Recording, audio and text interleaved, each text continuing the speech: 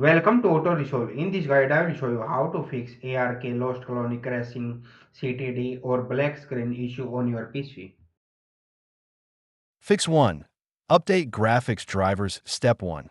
Open NVIDIA/AMD/Intel driver software. Step 2. Check for the latest graphics driver update. Step 3.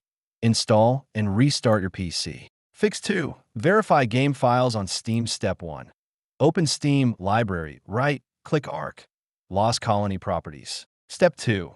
Go to local files. Click Verify integrity of game files. Step 3. Wait for the process to complete and relaunch the game. Fix 3. Disable full screen optimization. Step 1.